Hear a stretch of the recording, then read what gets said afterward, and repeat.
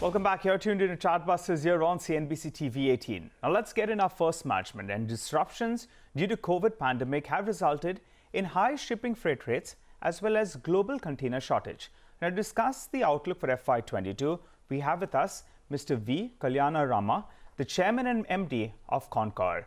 Hi sir, thanks so much for joining me. It's always a pleasure speaking to you.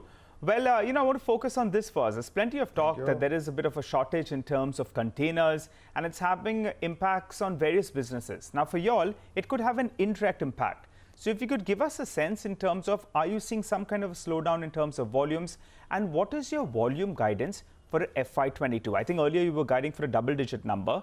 Could you quantify that? What is the broad range?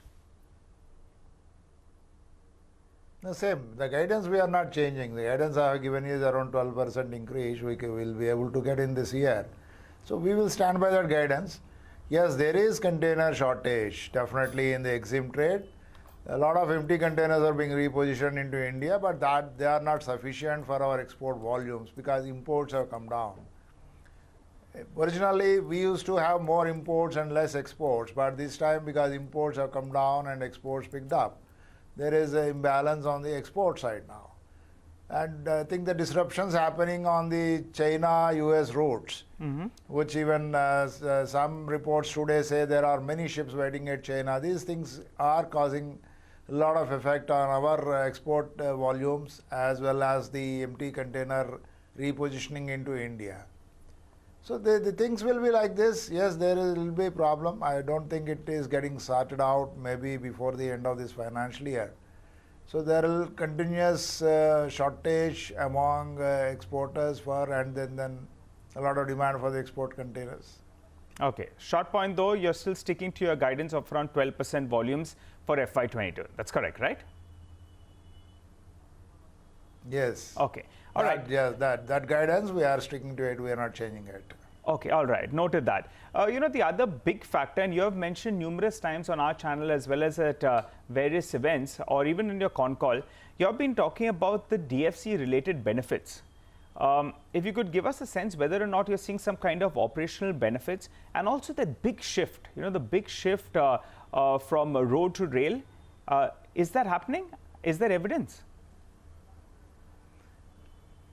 Look, it's too short a time to talk about these shifts. But yes, operationally, definitely things are improving because DFC started functioning and DFC started 1 month back. Right. So 1 month is too short a time to talk about trends. Let me not talk about trends right now, but operationally, yes, the trains are reaching, the containers are reaching within 60 hours to ports. That's a good move. From Delhi to Mundra port, if the container can reach within 60 hours going through the hub, that's a fantastic thing, and a lot of exporters are happy and people are coming to rail, yes. A lot of cargo which otherwise used to go, the time-sensitive cargo for the export for the Western countries. So those things, these lightweight commodities are also coming to us. Okay. And it will further increase, there is no doubt. And DFC, in fact, now we are operating only one hub. We'll soon be operating our second hub at Swaroopganj, that near Palanpur. Once we start operating these two hubs, then further and further traffic we will be putting onto DFC. That will benefit more and more the importers and exporters. Particularly in the time sensitiveness, yes, very much. Cost-wise, there is no difference because the costing on DFC is as the same as being charged on the IR network. So there is not much of cost benefit in that. Okay. And just give us a number. I mean, when does the second part get commissioned? You said later on. So could you tell us a time frame out there? And also, if you could give us a sense. No. Yeah. Go ahead. So let me first clarify. See, it's not a question of DFC commissioning. It is our second hub. Yes. Container Corporation, we developed a hub at Kathuwas, which we are operating now. We developed another hub at the other end of the DFC, which got commissioned now connecting Mundra and Pipavav, a place called Swaroopganj. That's near Palanpur. That we are commissioning, we are ready, but there are some interconnectivity things with the DFC are being worked out and they are being ironed out. Okay. So it will start functioning very soon, maybe in days. Once it starts functioning, the more traffic will come on to DFC, including JN port traffic. Okay. So today we are not moving JN port traffic via DFC, but then we start moving that also. So 3 ports, Mundra, Pipavav and JN port, all the traffic will move on DFC between Swarupganj and Katwas of these 2 hubs which we operate. Got it. Okay. The other factor, that was center stage for a large part of the last few months was the land license fee. Now, I believe that you had offered to pay this LLF amount upfront for 30 years or so. So, if you could tell us, has this, been accepted by the Indian Railways? And also, if you could quantify the amount?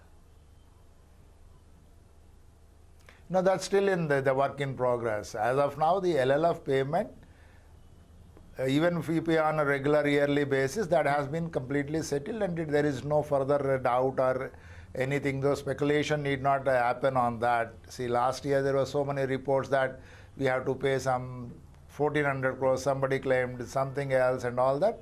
But this year, as I mentioned in my yearly call after the financial year results, it will be roughly around 425 crores. That's we calculated. That is for sure now.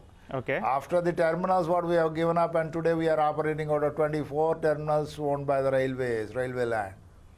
But regarding the long-term leasing of 30 years, yes, that's still work in progress. But what is the offer you'll have put forth to the Indian Railways? What is the amount?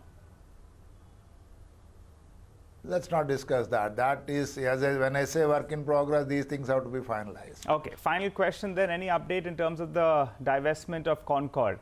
Have you heard anything? Is it likely in this year? I believe now it's been pushed to the next year. That's the next fiscal year.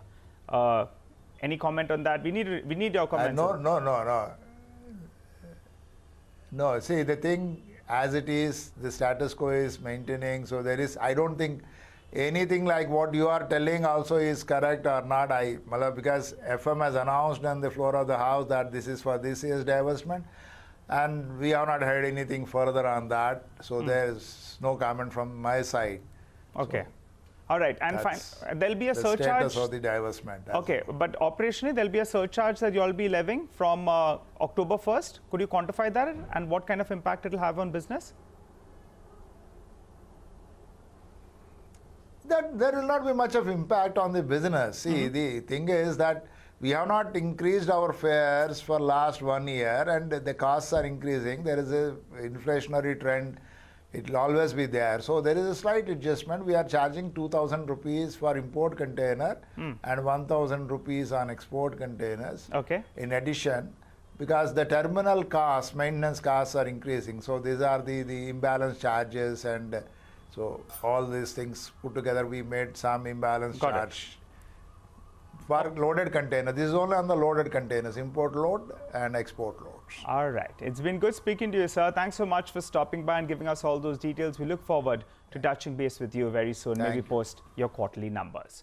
Well, on that note, though, we'll slip into a short break. But as we do that, here's something that you, our viewers, must take note of. CNBC TV 18 and the National Stock Exchange, well, they've come together to promote investor awareness through a very special campaign, Informed Investor. And that empowers you to make the right decisions with your money. For smart investors, here are a few guidelines to follow when dealing with your trading accounts.